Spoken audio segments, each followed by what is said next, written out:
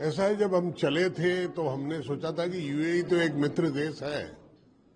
हम जा रहे हैं तो क्या क्या बातें होंगी। किंतु यहाँ आकर जब हमने देखा कि वो मित्र देश ने अपने तरफ से जो कंडेमनेशन करना था या जो कुछ है वो तो घटना घटने के कुछ घंटों के बाद ही कर दिया था, किंतु उनको सारी वस्तु स्थिति की जानकारी देने के लिए हम लोगों ने जब अपनी फैक्ट्स एंड फिगर्स के साथ बात बतानी शुरू की तो वो बहुत ही प्रभावित हुए और उन्होंने फिर अपने तरफ से जो रिएक्शन दिया और जो संदेश दिया उन्होंने, उससे मेरे को लगा कि हमें तो इतनी ज्यादा उम्मीद नहीं थी जो वो कह रहे हैं अभी, पर वो बड़े कड़े शब्दों में इस तरह की घटनाओं की निंदा करते हुए उन्होंने कहा, हम कल भी भारत के साथ थे, आज भी भारत के साथ में हैं और पूरी ताकत से हम आने वाले कल में भी भारत के साथ रहेंगे। ये उन्होंने संदेश दिया। देखिए, ऐसा है कि जब हमारे माननीय प्रधानमंत्री न्यू नॉर्मल की बात कर रहे हैं तो उस वक्त न्यू नॉर्मल की बात यूएई भी कर रहा है कि आने वाले दिनों में एक सिविलाइज सोसाइटी का मापदंड क्या होना चाहिए, कैसी होनी चाहिए सिविलाइज सोसाइटी। और वही कारण है कि वो जितने कानून बना रहे हैं अपने देश में, वो एक अच्छी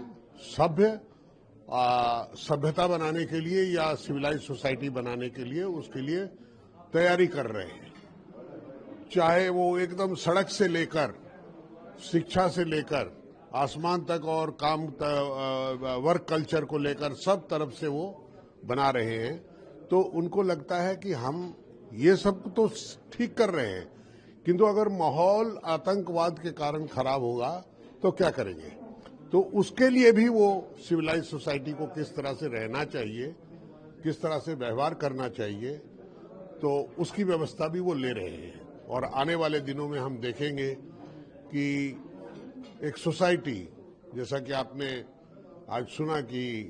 आज तक पाकिस्तान का कोई भी प्रधानमंत्री अपनी पूरी टर्म पूरी नहीं किया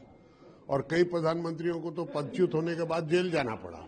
और कई प्रधानमंत्रियों का या तो असैसिनेशन हो गया या वो फांसी पे चढ़ाए गए। तो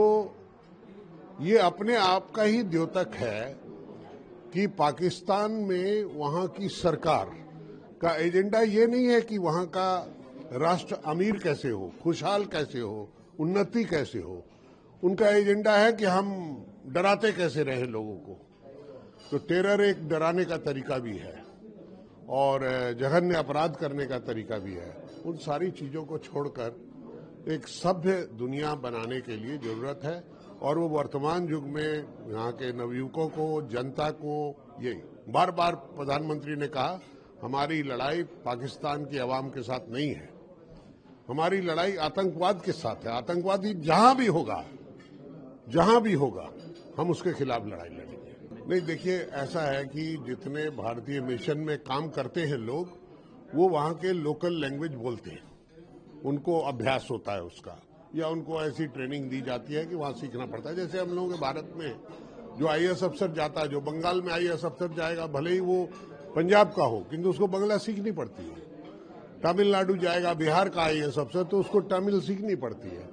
क्योंकि वहां की आवाम के साथ में जब संपर्क करना होता है या वहां के अधिकारियों से संपर्क करना होता है या उनकी बात को समझना होता है, तो वहां की लोकल भाषा को जानना जरूरी होता है। तो हमारे मिशन में भी जो लोग होते हैं वैसे ही प्रशिक्षित होते हैं।